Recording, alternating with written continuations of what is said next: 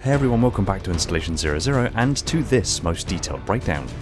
Today we'll be continuing our look at the respective variants of Mjolnir and discussing the design differences, the lore behind the variants, and the theories on their functionality. This is a growing series that will continue into the future. In the last video focusing on the EVA variant, I asked which variant should be covered next. The most frequently seen reply to this was the EOD variant, so we're covering that today. As this is a variant breakdown, a lot of the base systems are identical to the various Mjolnir permutations. For full information on the individual generations and permutations of Mjolnir, see the relevant breakdowns as listed in the description, but for now, we will just look at the EOD components and their functions as we give them the most detailed treatment.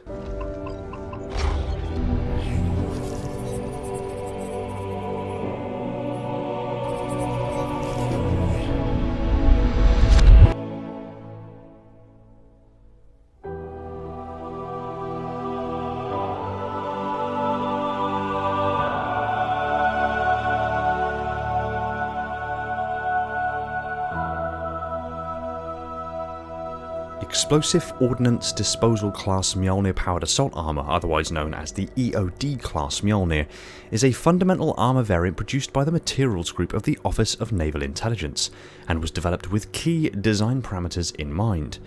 Improved survivability for Spartan personnel dealing with explosive ordnance, both their application and disposal, in the battlefield, by optimising the shape and profile of the armour to minimise the explosive, pressure-induced or concussive trauma that a Spartan could be exposed to in an explosive blast. The EOD was suggested to have been developed as a consequence of the death of Samuel 034. Sam was the first Spartan killed in action almost immediately after being given their first suits of Mjolnir Mark IV, when the Spartans boarded the Covenant cruiser the Unrelenting that had arrived and attacked the UNSC frigate Commonwealth in orbit above Chi-Seti 4. Sam was unfortunately struck in the side with an overcharged plasma pistol bolt that burned through his armour plating and his titanium nanocomposite bodysuit, breaching the pressure seals.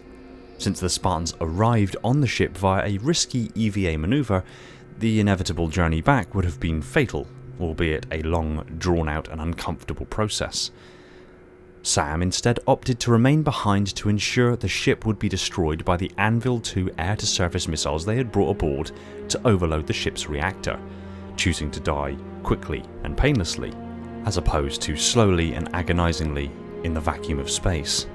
Although the development of the EOD was intended to increase survivability of Spartans in close proximity to large explosions, the fact that the explosion would have then led to the nuclear detonation of the ship's pinch fusion reactor, the suggestion that it was developed specifically to avoid that particular series of events would be highly illogical.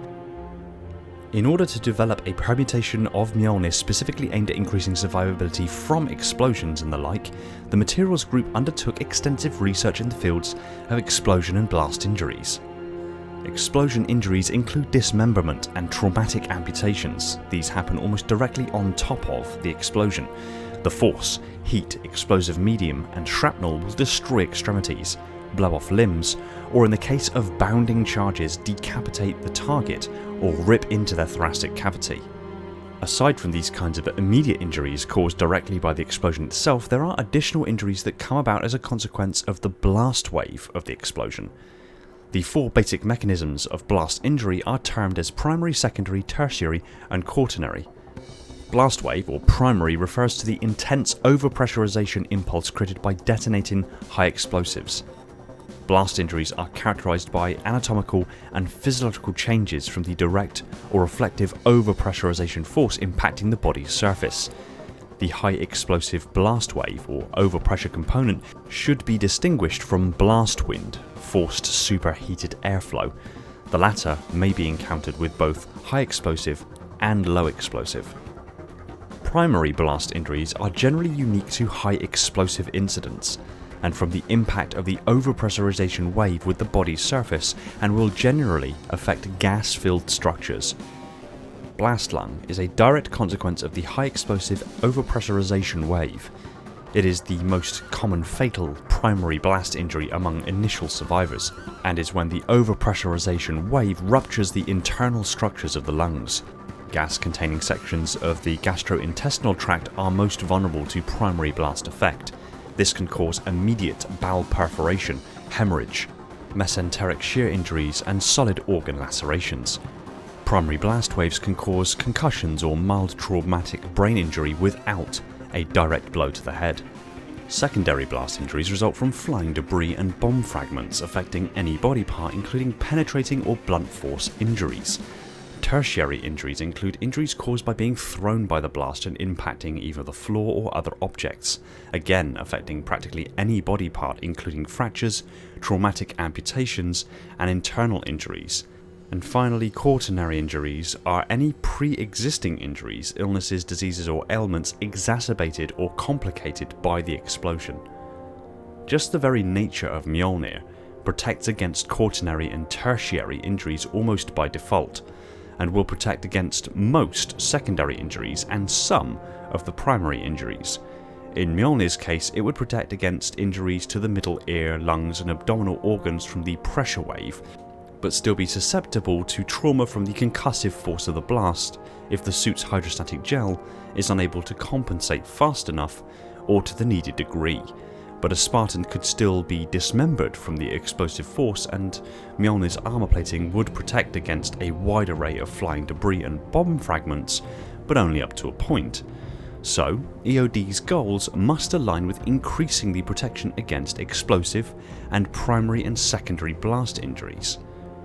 The helmet was designed specifically to channel the pressure wave around the user's head, significantly reducing the likelihood of decapitation, which covers explosive injuries and the blast force of a primary injury. Its sealed nature automatically covers against primary blast injuries to gas-filled structures, and the widened jawline granted by the hardened rebreather unit likely serves to protect the neck from shrapnel and debris, covering secondary blast injuries as well. The helmet can also be up-armored with additional armor plating modules manufactured by the materials group, designed to increase the protection factor, particularly over the forehead of the helmet. The helmet is also compatible with the AN-PZY-6011Y Typhon, manufactured by Buvagleek, which augments the situational images for upper echelon command intelligence analysis. The Typhon module is standard issue to UNSC Special Forces unit commanders. It features 2 circular sensors and can be worn on either side of the helmet. A Command Network Module Improved, or CNMI, utilizing the Typhon variant has been observed on the HAZOP class Mjolnir helmet. The EOD helmet is also compatible with the ANPCK-221 Farmdale, which is an uplink coprocessor manufactured by the Watershed Division, allowing real-time access to the Office of Naval Intelligence Military Intelligence, or ONI MILINT data vaults. The Farmdale module resembles a cube and can be worn on either side of the helmet. Its adoption is reserved for personnel employing the Recon helmet during sensitive operations. The chest of the EOD variant was designed specifically to protect Spartans during operations involving the handling of explosive ordnance, including cleaning and planting landmines, demolishing enemy structures and materiel. The large sloping design of the chest plate likely redirects the concussive force and pressure wave caused by close proximity detonations around the torso, adding to explosive and primary blast injury protection, and the sloped shape also likely assists in dealing with shrapnel by deflection due to the steep angle of attack, adding to secondary. And as for the EOD shoulders, they were developed at the UNSC Damascus Materials Testing Facility on Cheeseti 4.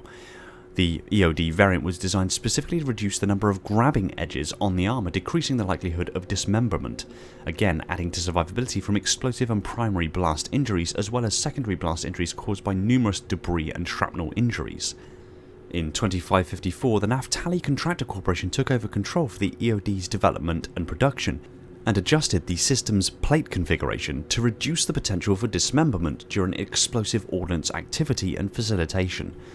It was fully tested at the Buffalo Breaker Yards, and they proposed numerous enhancements to the armour's systematic approach to the Gen 2 framework. The helmet has a pressure-resistant hardened rebreather unit. The reactor has alternating heat-tempered balance drives. Yeah, I don't know what that means either. The pauldrons are flow distributing ceramic plates, likely an extension of the Gen 1 platform's pauldron designs to reduce grabbing edges and increase flow of pressure waves around the body, and the Gen 2 also makes use of anterior torque couplings. No further information is offered on this point, so it's extraordinarily difficult to ascertain precisely what this relates to. Despite not seeing a direct EOD successor variant developed specifically for the Gen 3 platform, most of the Gen 1 and Gen 2 EOD components are still fully compatible with the Gen 3 platform. EOD has only seen a very limited application of derivative variants, focused mainly at the EOD's filter pair attachments to the helmet, which are hardened and pressure resistant, and have seen compatibility with the Gungnir and security variants of Mjolnir. In addition to this, the Rampart variant of the Gen 3 platform takes obvious inspiration from the EOD variant, if in nothing else other than aesthetics, especially when paired with the FCI Basil up-armoured component.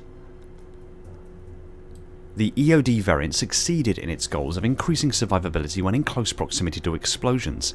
It was most prominently fielded by Spartans deep behind enemy lines, allowing them to navigate dangerous territory to disable or destroy enemy mines before the bulk of the UNSC forces arrived. And even after the end of the Human Covenant War, the EOD variant was a favoured helmet for Spartan combat divers and pioneers who undertake demolition roles. If continued use long after its introduction is any metric of success, the EOD can certainly be classed as a successful variant. Remember, if you want to learn more about the baseline Mjolnir platforms that these variants are compatible with, pop over to our channel and give them a watch. While you're there, subscribe and hit the little bell icon, that way when we put out our next breakdown, you'll be notified the second it hits the shelves. And let me know in the comments what variant you want me to cover next. Until then.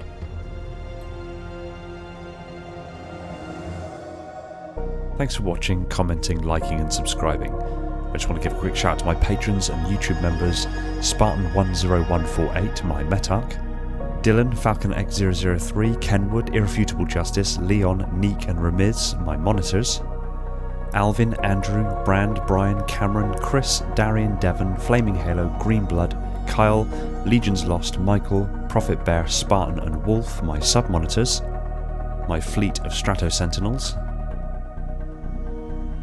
my diligent enforcers,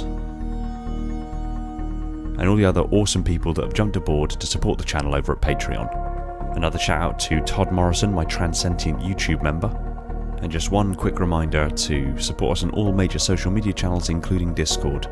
Much love from 00. Take it easy everyone, and find peace in the domain.